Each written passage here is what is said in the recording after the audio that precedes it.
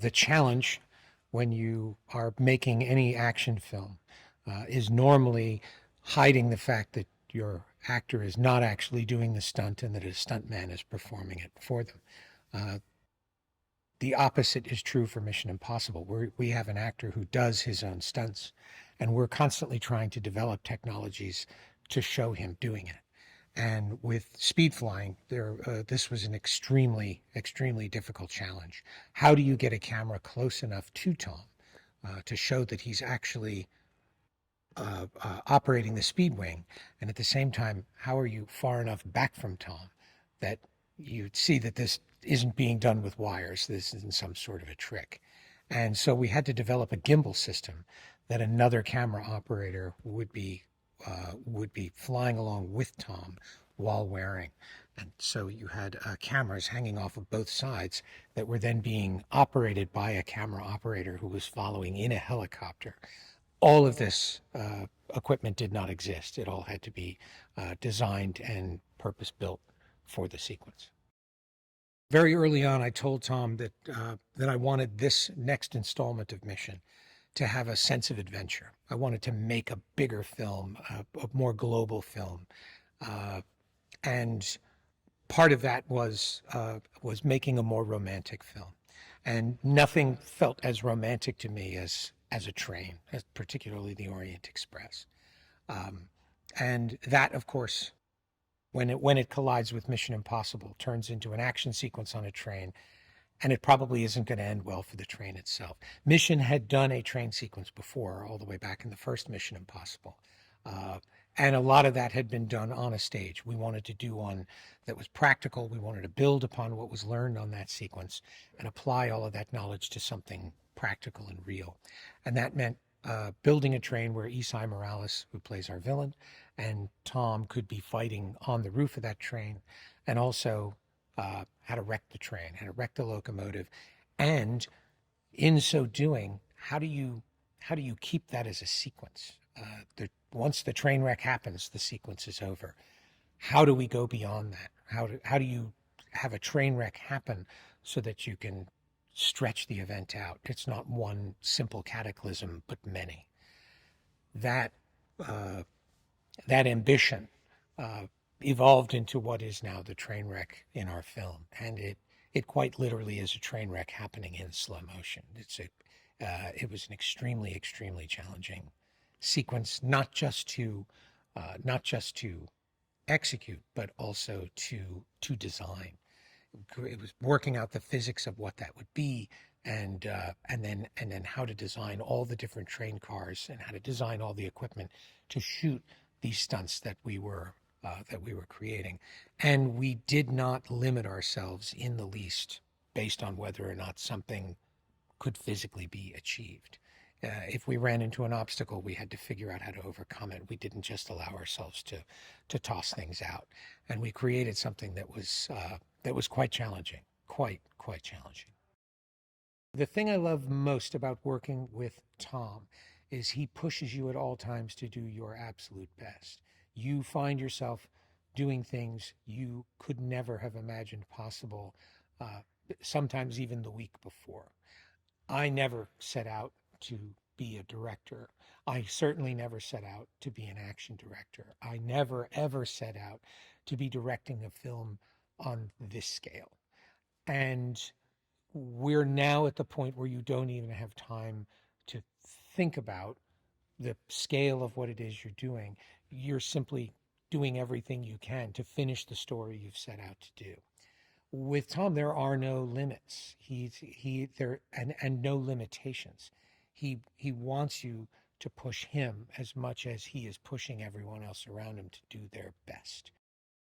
Every film Tom and I make, uh, including Mission Impossible: Dead Reckoning, involves taking all of the experience from all of the films we had made previously and applying it to this one. And with any luck and with a lot of great effort, uh, every film should stand on the shoulders of the film that came before it.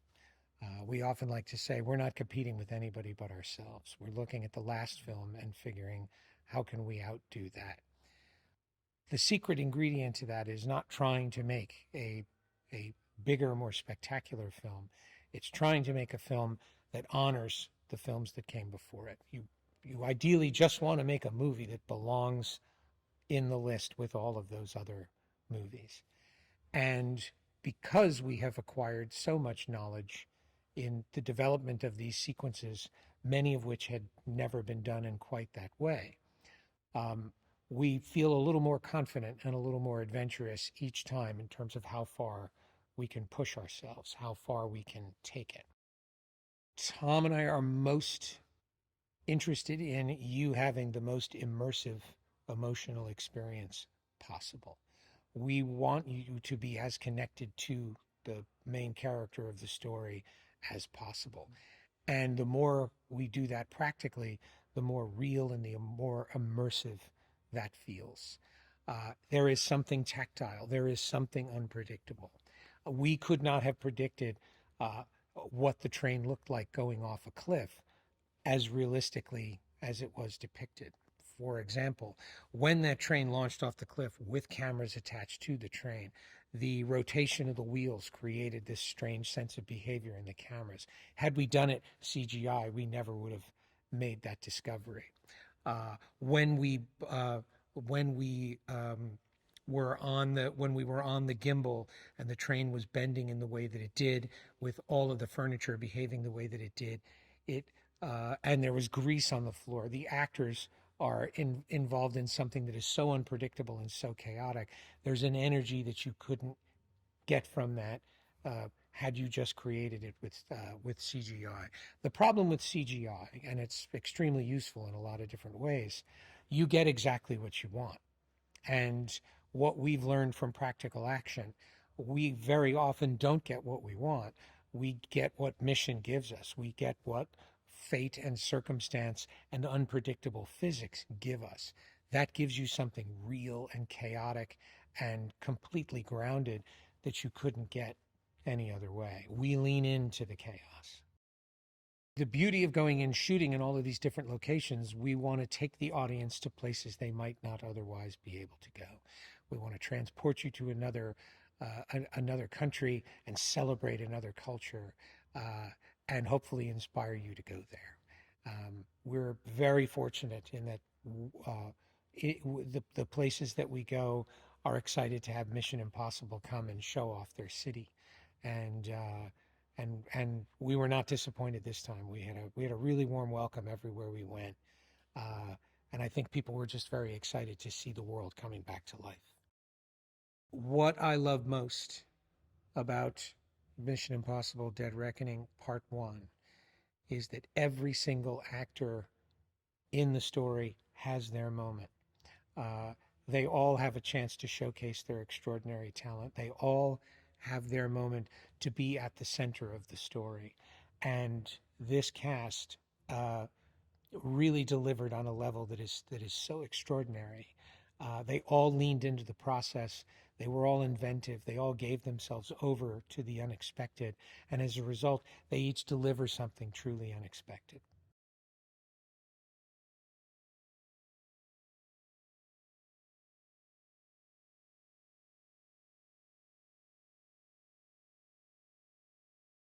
It's always lovely to get back into this sort of family because, you know, I've been in it for 15 years and obviously I've known Tom for a long time and Ving as well, both. And so it's always a reunion when we see each other, you know, and it's always a delight. And we always get very excited. We talk a lot about crushing it.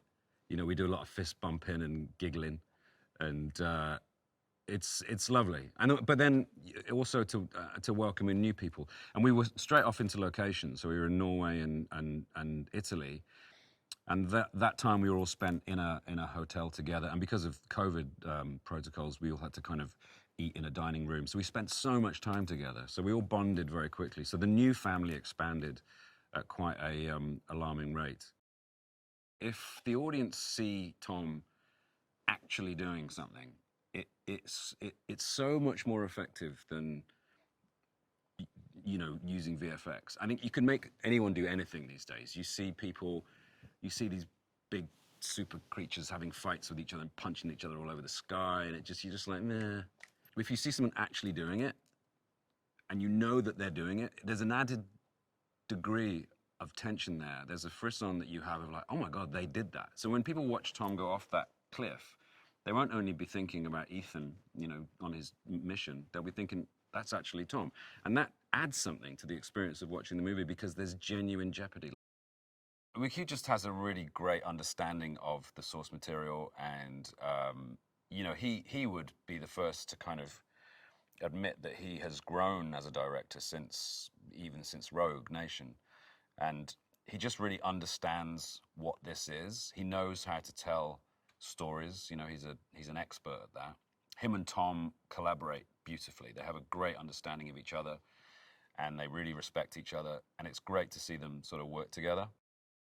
The mission films are big movies, and the scope of them, the way McHugh shoots them, the way they're lit, the way they're staged, it begs to be seen on as big a screen as possible.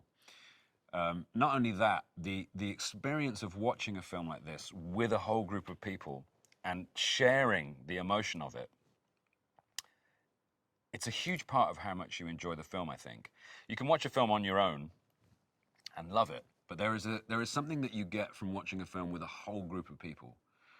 And all of you gasp at the same time, and all of you laugh at the same time, and you jump at the same time, and you look over at people you don't know, and you're all experiencing this crazy thing. The relief, the terror. I remember when I watched Fallout with Angela Bassett and Henry Cavill. We watched it together in a cinema, and I just held on to Henry's bicep for the entire film because I was so scared.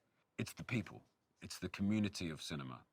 That is what is important. And this experience, Mission Impossible, when it's so tense and so exciting and so enjoyable, and you're so invested in the characters because you know them so well, it's a really lovely shared experience to have.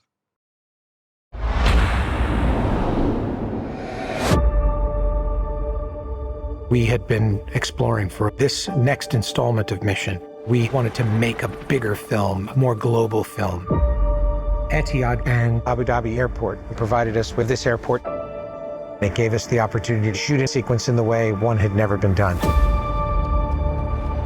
It was an extraordinary, beautiful location. And the airport was amazing because it was a fully realized supersonic international airport. Snapshot, Overwatch, I have him. It looks like these giant steel sand dunes, and we thought, what better environment for Tom to be running across? It's epic in scale. Once we decided that we were going to shoot the airport sequence in Abu Dhabi, stay focused. We decided to shoot a desert sequence as well. The desert sequence is something Tom and I have always dreamed about. The location just told us what to do. We're in an area they call the empty quarter. It's pretty stunning. You get most amazing dunes and a big salt flat that we can charge around on with horses. These things that we're doing, while they seem to flow rather effortlessly, are actually very complicated and involve a lot of skill on Tom's part. It really was the biggest set that we'd ever worked on.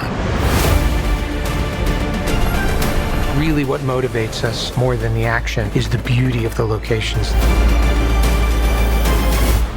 and the people that we're celebrating when we go there.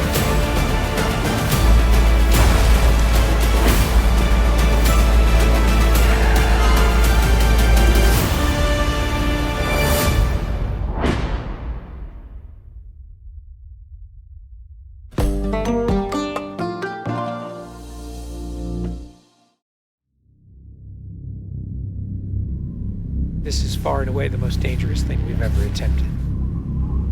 We've been working on this for years. We're going to shoot it in Norway, and it'll be a motorcycle jump off a cliff into a base jump. I wanted to do it since I was a little kid. It all comes down to one thing: the audience.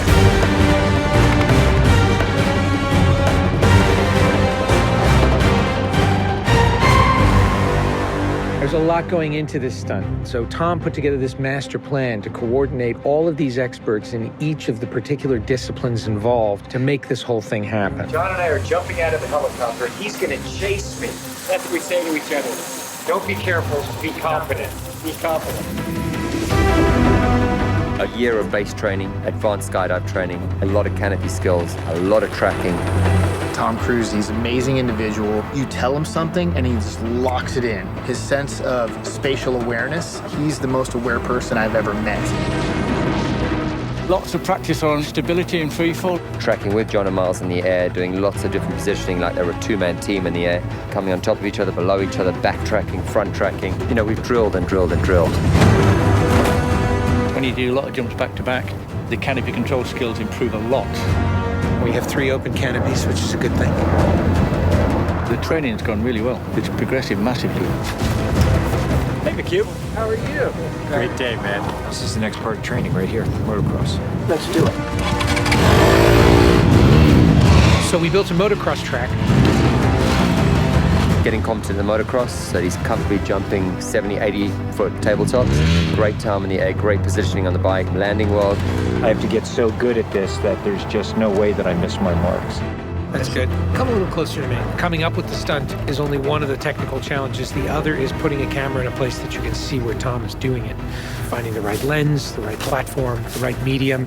Even 2 years ago, the cameras didn't exist that would allow us to do what we're trying to do today. How do we involve the audience? I just want to give them that thrill.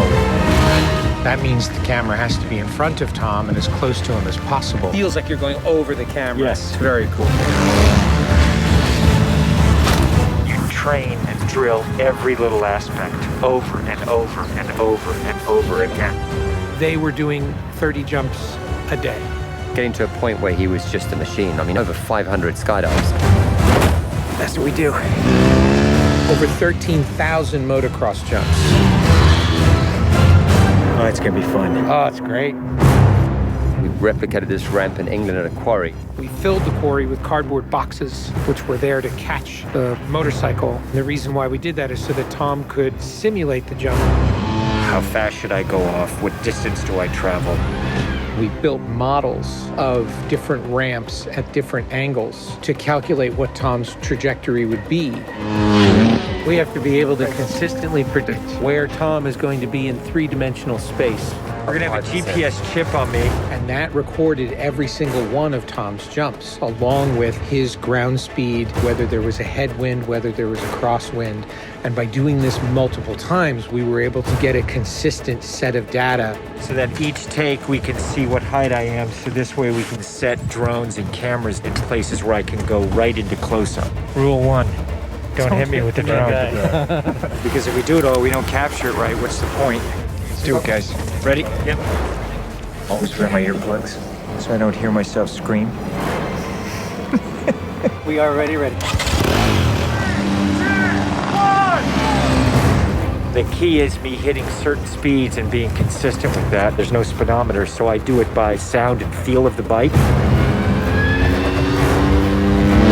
And then as I depart the bike, I'm using the wind that's hitting me here, and I'm cupping my chest. That will give me lift.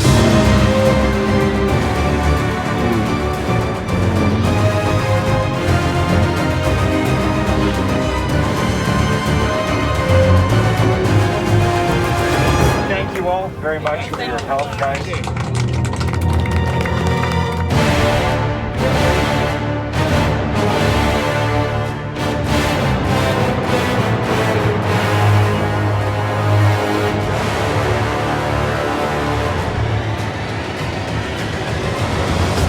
We're here in Norway.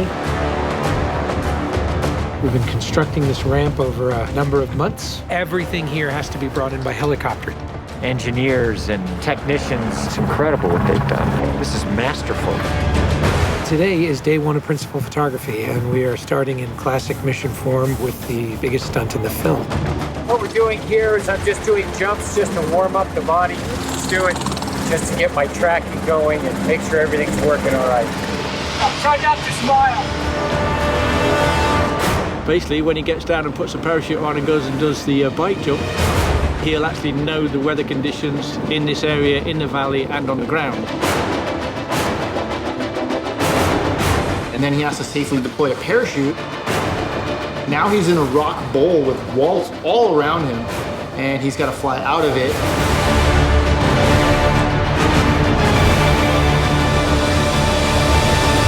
Of course, you know, when something's been done for the first time, you can't help but worry a little bit about how it's really going to turn out. With a jump like this, the challenge is finding the cameras, it's the amount of preparation, and then it's weather. You want the light to be right, you want the clouds to be right. Misty, but not foggy. This weather right here is exactly what we're looking for. She is about 10 minutes away from coming up here, landing, and doing the actual stunt. Sounds good. We're in motion. See you soon. Now we're gonna set the frames of this camera ship with the drone just to verify everything, then we're gonna get ready. You know, the only things you really have to avoid while doing a stunt like this is serious injury or death. Here we go. You're riding a motorcycle, which is pretty dangerous, on top of a ramp that's elevated off the ground, so if you come off the ramp, that's gonna be very bad. You're falling. If you don't get a clean exit from the bike and you get tangled up with it, if you don't open your parachute, you're not gonna make it.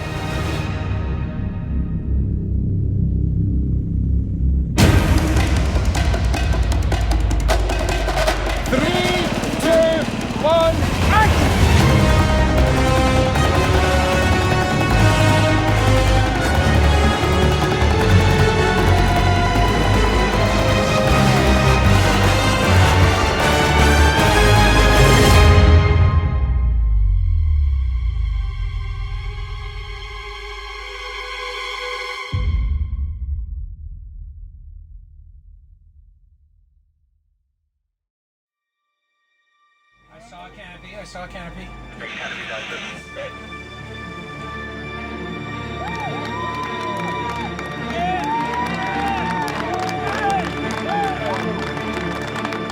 you guys, thank you. Now, Tom, that was absolutely beautiful. Like nothing wrong. Bike went away. I mean, the track was perfect. It was actually, it was great. Thanks, mate. I think I can hold to the bike a little longer. Pretty much the biggest stunt in cinema history. Tom Cruise just rode a motorcycle off a cliff 6 times today.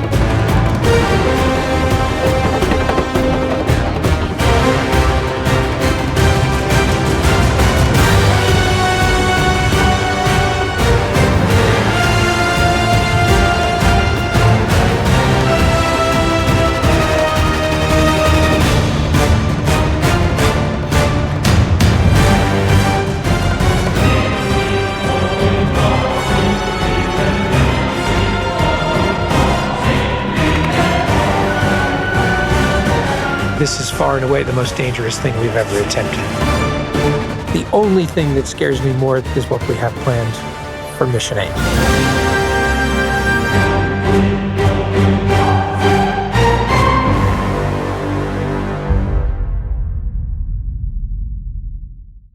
To shoot these stunts for Mission Impossible. With Tom, there are no limits. Tom's doing a sport very few people on this planet do, called speed flying. This isn't skydiving. Skydiving is fairly predictable. Speed flying is incredibly unpredictable. We'll be racing down a mountain just feet off the ground. We're gonna do spirals. We're landing in at incredibly high speed. And we're always looking for what's the most dynamic way to shoot this. What's going to work is here's you, here's me. This is what we need. 3, 2, 1, action! With Tom flying very close to rocks, we were all in absolute terror. Landing, Tom had to be at the exact mark, or it can end in disaster. It is truly a one-of-a-kind adventure.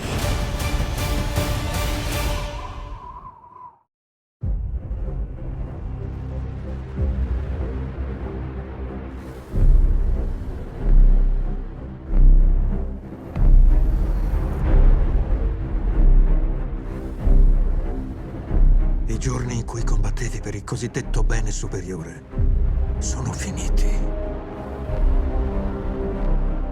Abbiamo l'occasione di controllare la verità, i concetti di giusto e sbagliato per tutti nei secoli a venire. Tu combatti per salvare un ideale che non esiste. Non è mai esistito. Scegli da che parte stare.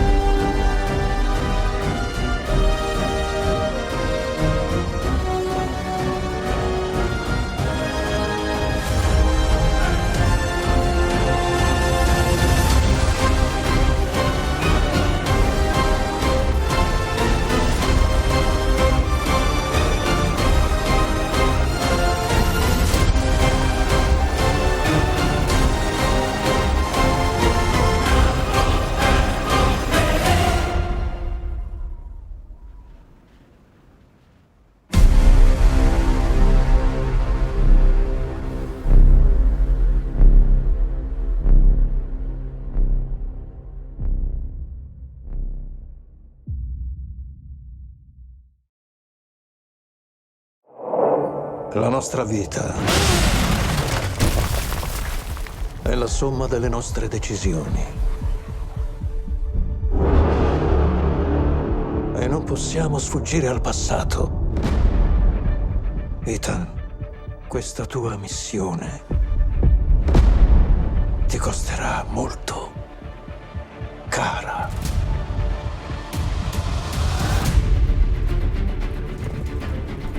Il mondo sta cambiando. La verità sta scomparendo. La guerra sta arrivando. È tanto che non ci si vede. Tu non hai idea del potere che rappresento. Conosce la tua storia e come va a finire.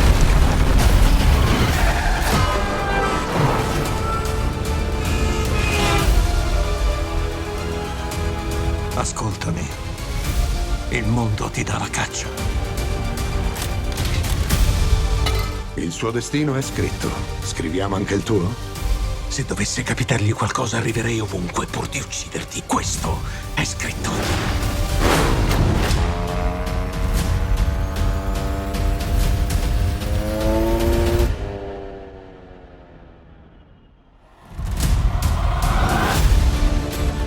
Ethan, qual è il tuo obiettivo?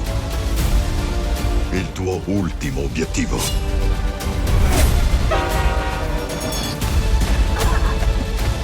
Le vostre vite per me contano più della mia.